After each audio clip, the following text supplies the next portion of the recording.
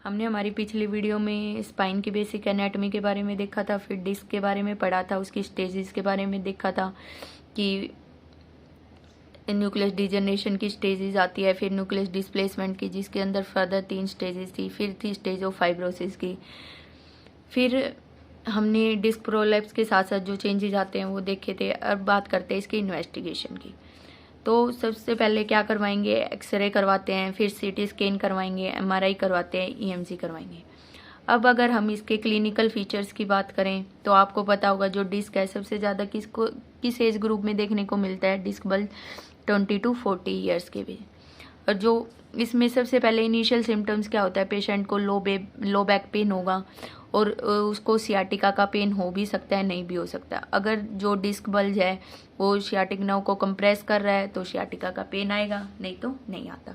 और ये मेनली किसकी वजह से होता है, पीआईवीडी या तो हम कोई भी हैवी वेट लिफ्ट करते हैं उसकी वजह से होता है। अब इसके सिम्टम्स की बात करें तो सिम्टम्स में मैंने अभी बताया था, जो इन सबसे पहले सिम्टम्स मेन क्या होता है, लो बैक एक होता है।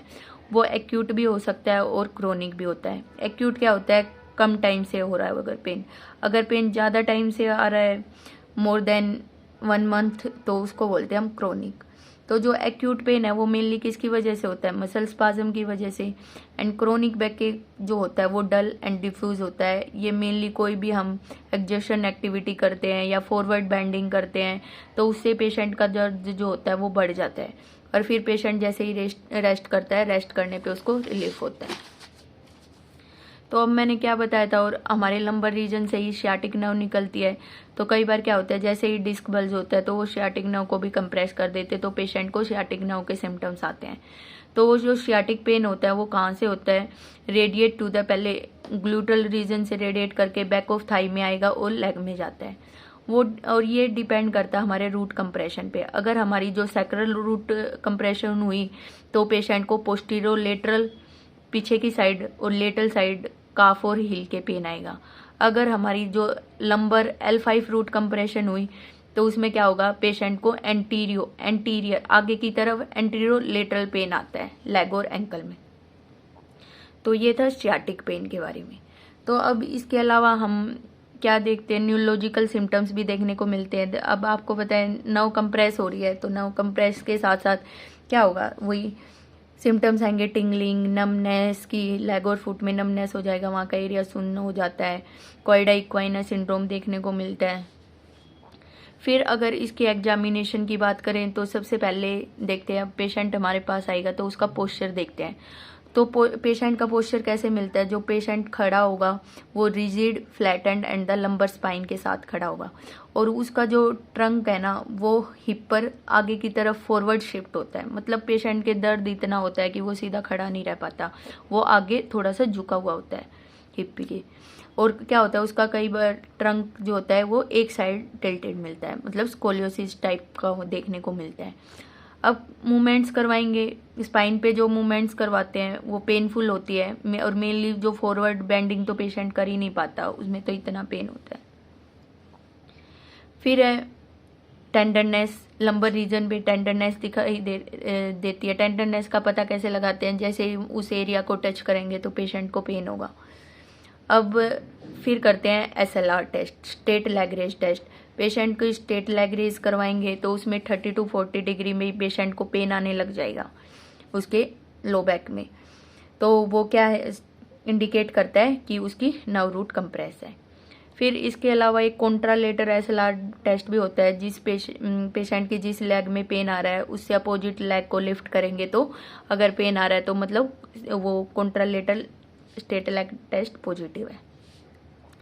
उसके अलावा एक होता है लेसुगुए टेस्ट। लेसुगुए टेस्ट क्या होता है, ये SLR टेस्ट की मॉडिफिकेशन होती है।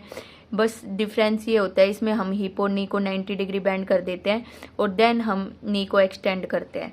नी को एक्सटेंड करेंगे तो पेशेंट को अगर पेन हो रहा है तो क्या है, वो लेसुगुए टेस्ट हमारा पॉजिटिव है।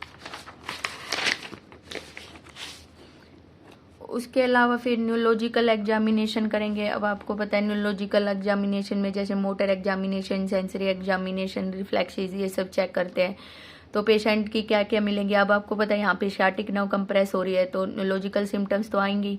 तो मोटर वीकनेस, मिलेगी, सेंसरी लॉस मिलता है उस एरिया में जहाँ जहाँ हमारी सियाटिक नर्व पास होती है, और जो रिफ्लेक्सिस लॉस मिलते हैं। अब अगर हम इसके ट्रीटमेंट की बात करें तो इनिशियली तो क्या देते हैं, कंजर्वेटिव ट्रीटमेंट देते हैं, पेशेंट को बेड रेस्ट देंगे, पेन रिलीफ के लिए ड्रग्स देते हैं, एनाल्जेसिक देंगे, मसल रिलैक्सेंट देंगे। अब फिजियोथेरेपी में क्या करवाएंगे, हॉट फॉर्मेंटेशन देंगे, जेंटल आर्चिंग एक्सरसाइजेस करवाते हैं। उसके अलावा डिस्क के लिए आपको पता है ट्रैक्शन देते हैं, ट्रैक्शन मशीन, टेंस देंगे पेन रिलीफ के लिए। अगर पेशेंट को कंजर्वेटिव ट्रीटमेंट से फिर रिलीफ नहीं हो रहा तो उसके बाद क्या करते हैं, ऑपरेटिव ट्रीटमेंट करवाते हैं। ऑपरेटिव में कौन कौन सी सर्जरी करवाते हैं, सबसे पहले होता है फेनिस्ट्रेशन। फेनिस्ट्रेशन में क्या होता है, जो लिगामेंटम फ्लेवियम हमारे लिगामेंट होता है उसको एक्सक्रीज कर देते हैं।